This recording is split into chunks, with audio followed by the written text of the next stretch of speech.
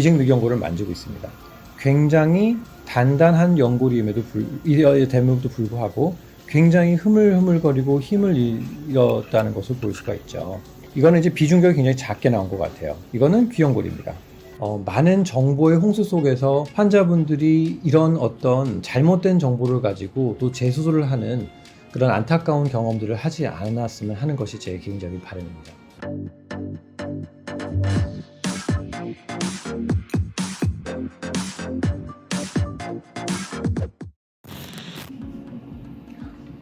안녕하세요. 환자를 최우선적으로 생각하는 성형외과 전문의 김한조라고 합니다. 지난 몇 번 만들었던 영상에 대해서 조금 더 과학적인 자료, 데이터를 가지고 설명을 좀 드리려고 합니다.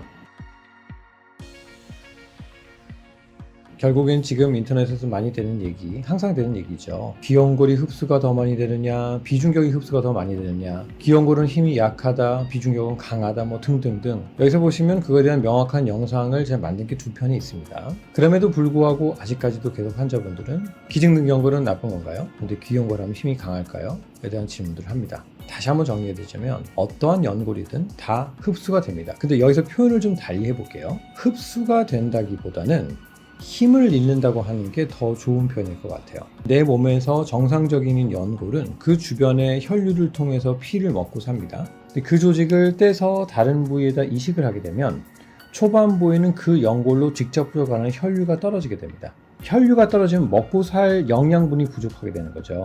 우리도 건강하게 음식을 많이 섭취를 해야 몸매도 유지가 되고 하는데 섭취량이 줄어들게 되면 마르고 힘이 없어지게 되는 거와 똑같이 이 조직도 타 부위 이식을 하게 되면 초반에 혈류가 없기 때문에 힘을 잃고 조금씩 작아지게 되는 겁니다. 물론 일주일, 2주일이 지나면서 주변에 신생혈관이 생기게 됩니다. 그러면서 다시 이제 먹고 살게 되는 거죠. 몇 달 전에 어떤 분께서 재수술을 하러 오셨어요. 기증늑연골을 사용하셨습니다. 그런데도 코끝이 많이 떨어져 있더라고요. 그래서 제가 귀연골로 수술을 다시 하자 상담을 해서 진행을 했는데 굉장히 놀랍게도 이분은 수술을 하면서 기증늑연골도 있었고 기존의 비중격도 사용을 했고 기존의 귀연골도 사용했습니다. 그래서 제가 영상으로 똑같은 기간이죠. 똑같은 자기 몸에서 채취한 귀연골, 비중격, 그 다음에 한 가지는 기증늑연골, 세 가지를 비교했을 때 몸에서 어떻게 생존했고 얼만큼 힘을 받고 하는지에 대해서는 영상을 한번 보도록 하겠습니다.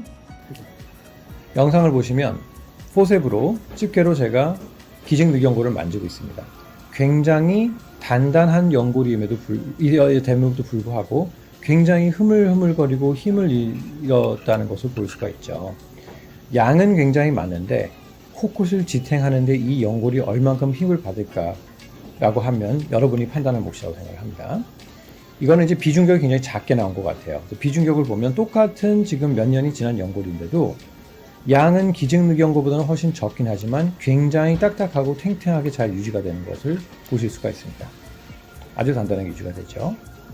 비중격도 혈류만 잘 유지가 된다면 생각보다 흡수가 많이 안 되고 단단하게 잘 유지가 됩니다. 이거는 귀연골입니다.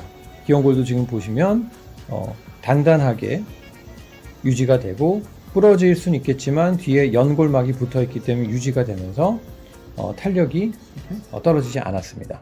이 영상으로 저는 백문이불여일견이라고 생각을 합니다. 비중격은 굉장히 얇지만 강도가 있고 그렇지만 힘을 받으면 부러질 수가 있는 것이죠. 귀연골은 아까 비중격과 비교해서 분명히 영상상으로는 강도는 덜 하지만 탄성이 있기 때문에 부러진다 하더라도 연골막이 지지가 돼서 유지가 됩니다. 반대로 마지막 똑같은 공간에 똑같이 있었던 두 개의 자가 조직은 생각보다 생존을 잘하고 있는데 기증늑연골은 양도 줄었을 뿐더러 흡수율도 굉장히 많이 떨어져서 힘을 전혀 못 갖고 있는 상황이었습니다. 모르겠습니다. 이 환자한테 왜 모든 연골을 다 사용을 했는지 기증에다가 귀연골에다가 비중격까지 다 사용을 했던 이유가 수가를 더 높이 받기 위해서 그런 것인지 어쩐지 저는 모르겠습니다. 이 영상을 보고 제 후배 성형외과 의사가 원장님 저는요 재수술하면서 생각보다 힘을 잘 받고 있던데요. 아 그래요? 재수술한 지 얼마나 됐어요? 2년이요. 근데 재수술 왜 했어요? 코끝이 떨어져서요. 아 그래요? 근데 힘을 잘 받고 있었다고요? 유지는 잘 되고 있었겠죠. 사실 그분은 2년 전에는 더 강했을 수도 있죠. 더 힘을 많이 잃었을 수도 있습니다. 그러니까 꼭 굿이더라도 겠죠. 안 그러면 재수술하러 올 이유가 없었겠죠. 어찌됐건 그거는 여러 가지 케이스 바이 케이스의 경우가 있겠지만 또 한 가지 2년이라는 시간만 가지고 이 기증늑연골의 어느 연구 지속성을 판단하는 굉장히 어렵습니다. 이 영상의 환자는 5년 후에 재수술했던 케이스고요. 동일한 환경에서 연골을 사용했기 때문에 어느 정도 힘이 소실되는지는 여러분이 보고 판단하시는 문제라고 생각을 합니다. 최근에 피아스라는 성형외과 논문이 있습니다.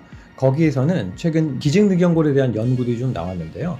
가장 유명한 미국의 로드 로릭이라고 하는 의사가 있습니다. 코성형 연구에서는 전 세계에서 최고로 제일 많이 유명하신 분이고, 그 다음에 PRS라는 제일 유명한 성형외과 학회지의 편집장을 맡고 계십니다. 그분이 최근에 냈던 논문 중에 하나가 뭐냐면 기증늑연골의 유용성에 대한 논문을 냈습니다. 자, 여기서 분명히 중요한 것은 우리나라에 들어온 기증늑연골과는 완전히 다른 기종의 늑연골입니다. 어떤 게 다르냐? 기존에 있던 늑연골은 세포 처리를 하고 방사선 처리를 하고 많은 화학약품을 처리해서 힘 자체가 굉장히 잃어버린 늑연골인 거고요. 이번에 논문은 늑연골 자체가 완전히 냉동 결절 상태에서 프레시하게 그대로 이용된 늑연골이라는 점에서는 분명히 차이가 있습니다. 이 늑연골 재료가 한국에 들어와서 수입이 된다면 분명히 저도 사용해 볼 의향은 있습니다. 워낙 유명하신 분이 검증을 해줬기 때문에. 그렇지만 기존에 있는 형태의 늑연골은 정말 바람직하지 않은 조직이라고 생각을 합니다. 여기서 이 연골들을 얘기할 때 제가 맞다, 누가 틀리다 이런 얘기를 하고 싶은 것이 아니고 많은 정보의 홍수 속에서 환자분들이 이런 어떤 잘못된 정보를 가지고 또 재수술을 하는 그런 안타까운 경험들을 하지 않았으면 하는 것이 제 개인적인 바람입니다. 감사합니다.